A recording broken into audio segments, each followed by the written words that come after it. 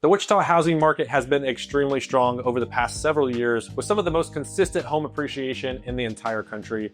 But with that being said, not every home is actually a good investment. In fact, buying the wrong type of home could cost you tens of thousands of dollars in repairs or other issues that you may never see coming.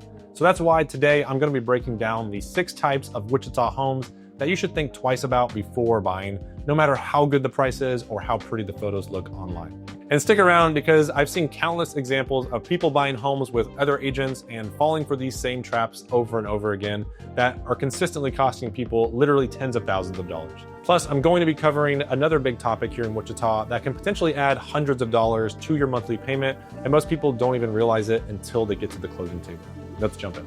Okay, the first thing you need to watch out for in Wichita is signs of water intrusion and foundation problems.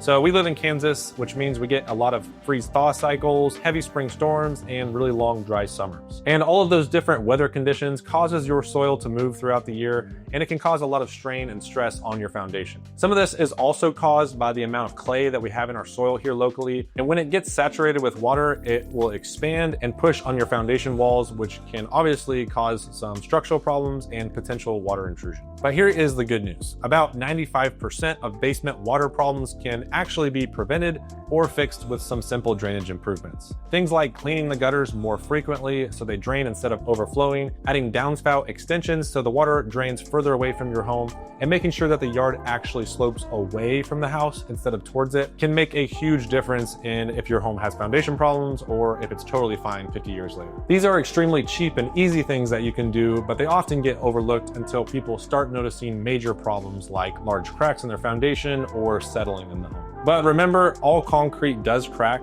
and if you're looking at a 50-year-old home and see a hairline crack or a small step crack in some exterior brick, that's actually completely normal for the age. But on the other hand, if you're staring at like an inch-wide gap or walls that are actually shifting or offset from each other, that could be a sign that there are much bigger problems going on. One thing I do want to caution you about is the foundation repair industry, especially here in Wichita. There are some great companies here in Wichita, but there's also some that make their money by scaring people. I've heard this story a lot where a foundation company will tell a homeowner that they need maybe $30,000 in repairs, when in reality, they could probably get their house fixed up for $5,000 or less. I've actually seen some companies use high pressure sales tactics like telling homeowners that their house could fall down any given day if they don't sign and get the repairs done here quickly, which is usually almost never the case, and they're just trying to get them to pay more for something without shopping the price around. And here's just something that I've noticed, but it's not a hard and fast rule, and it's that if a company is offering financing or payment plans, chances are you're going to be paying a premium for their service. It's not always true, but it's something that I look out for whenever referring contractors. And that's overall why it's just so important to work with an agent or reputable local contractors that know what they're doing when it comes to foundation repairs and what things should typically cost. So overall, water and foundation issues are pretty common here in Wichita, but with the right knowledge and the right people on your side, these types of issues are rarely deal breakers and can almost always be addressed in a cost-effective way.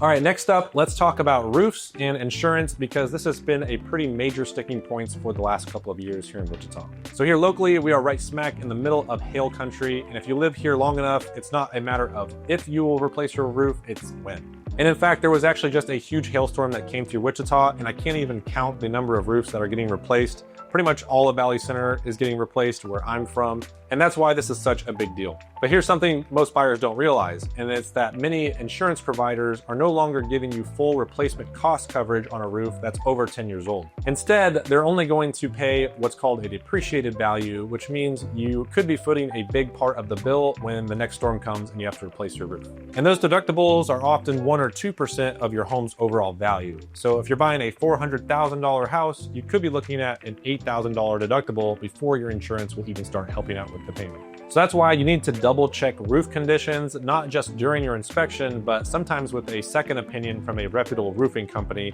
And you need to ask how old the roof really is, whether it's architectural or impact resistant shingles, and whether it's been patched after some recent storms. Because nothing kills the excitement of closing on a house and moving in like learning that your insurance company actually is not going to cover your roof if you get a hailstorm. All right, now let's get into something unique to Kansas, and that is special assessments, or specials as we call them around here. Specials are basically taxes that cover the cost of the streets, the sewers, the sidewalks, and the parks in newer neighborhoods. Instead of the city paying for all that up front, they pass the cost to homeowners in that subdivision, and it usually runs for 15 to 20 years after they put the development in it. So you could buy a beautiful new home in Bel Air, Andover, or Mays, and on top of your mortgage, taxes, and insurance, you could also be paying another $200 to $300 a month in specials, which adds up pretty quick. I know that sounds like a lot, but here's the way I usually explain it to buyers to try and rationalize it.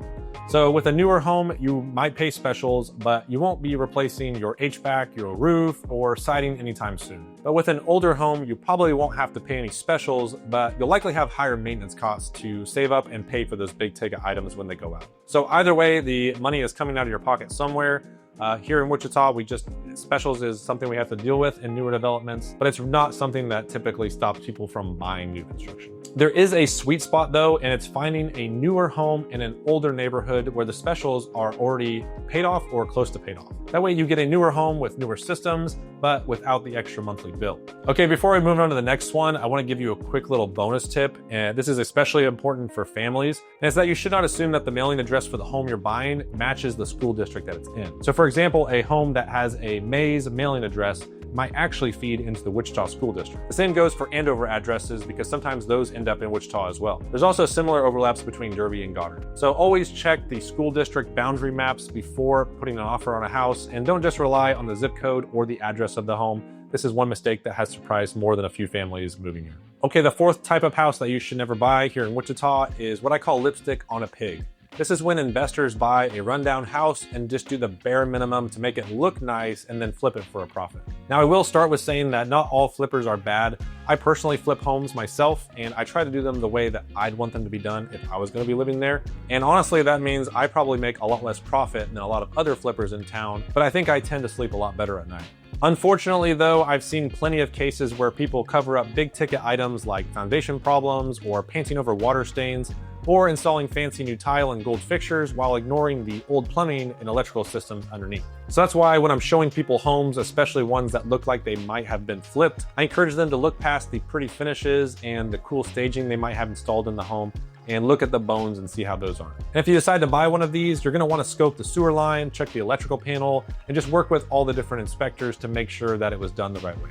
Since I'm a local agent and flipper myself, I keep a short list of other flippers that I trust, but there's an ever-growing list of ones that I tell my clients they should probably avoid. Because at the end of the day, you don't wanna buy a money pit, you wanna buy a home that's going to last and be a good investment. Okay, next up is the fifth type of home that you do not want to buy in Wichita, and that is one that's in a floodplain or has potential drainage issues. And now this isn't quite as widespread as having foundation issues or roof problems in Wichita, but if you buy a home in or near a flood zone, it can have a huge impact on your resale value down the road, the potential insurance premiums that you pay, and even your peace of mind. For example, earlier this year, Wichita got hit with a massive rainstorm, and parts of the city in the suburbs like Valley Center got completely flooded. Even homes that were outside of official flood zones had some pumps running nonstop, and some still had water seepage in basements. And that's why I always verify whether a property is in or near a floodplain, and even if it isn't, poor grading can still cause water issues to happen. A yard that slopes towards the house is just asking for trouble, and those simple maintenance items I mentioned earlier can save you a lot of headaches over the years. Something I also look out for when I'm showing houses is how the elevation of the home compares to the neighboring properties. If it's the lowest home and all the neighboring properties seem to slope down to it, you can just imagine where all the water goes when it rains. So overall, check the flood maps, look at the yard, and make sure the home has proper drainage before you fall in love with it. Okay, now let's talk about the last type of home that you should be careful about buying here in Wichita, and that is older homes or historic homes.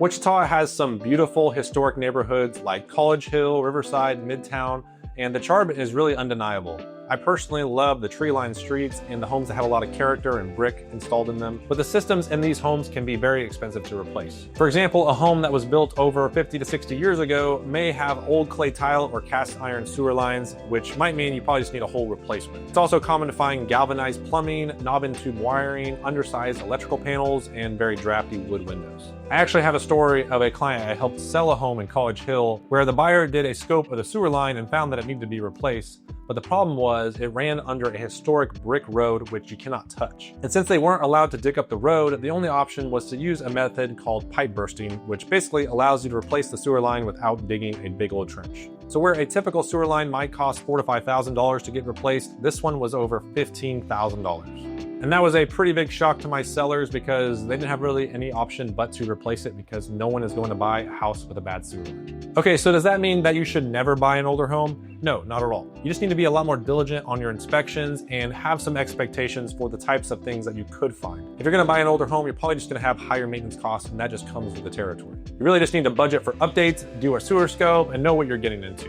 That way, the home stays a blessing instead of turning into a financial burden. Okay, before we wrap up, I had a couple extras that I wanted to throw in, but I didn't think they deserved a whole section of their own. The first one is testing for radon and termites. So in Kansas, we are in a higher radon zone, so it's not a bad idea to test for radon, and mitigation for radon is really not that expensive if you find higher levels, and typically you can have the seller install a mitigation system for about $1,200 if it has higher levels. A termite inspection is also very cheap, typically 25 to 40 bucks. And this is just them looking for active termites. And if the inspector finds active termites, it's very easy to ask a seller to do that treatment for you, and that'll save you a couple $100. Another thing to look out for is if you're buying a home that was built in the 80s or 90s, they use a lot of masonite siding. It's just a wood type of siding that if they haven't kept it completely painted and maintained over the years, it probably has a lot of water damage, has swelled up. It's something that you can just keep painting and kick down the road, but eventually it will have to be replaced. And I look for it on almost every property. Another thing to look out for, especially if you're looking at rural properties, is the condition of the wells, the septic tanks, lagoons, propane, and private roads. These all have a little bit more maintenance costs to them, and I've personally had a really bad track record of septic systems. So these are things you need to get inspected when you're looking at homes, and just consider them if you are looking for something with some more acreage or where not so much public utilities are available. And then the last thing on new construction is you need to read the fine print, because you don't want to assume that the yard, irrigation system, appliances, or even window coverings are included. You might have walked through a model home that had all of these things already done, and then signed a contract to build a new home to find out that none of that was included. So you always need to have an agent on your side, making sure you understand what you're getting into when you build a house and what's included and what's not. Okay, so there you have it. These are the 6 types of Wichita homes that you need to think twice about before you buy them. And you can typically spot a lot of these red flags when you're touring homes, but it makes a huge difference if you're walking through them with someone who's dealt with them before. So ultimately, with the right help, you can find a home that not only fits your family, but will be a solid investment for the future years to come. If you found this video helpful, please consider hitting that subscribe button. I make new videos on Wichita every single week. You can also grab all of my free resources in the description below, like my Wichita community guide, or you can sign up for my free weekly email newsletter that talks about all the weekend events and things you need to know about. And if you're thinking about buying, selling, or relocating to Wichita, I would love to be your agent of choice. Feel free to reach out to me. All of my information is in the description below. That's all for this video. Thank you so much for watching, and I'll see you in the next one.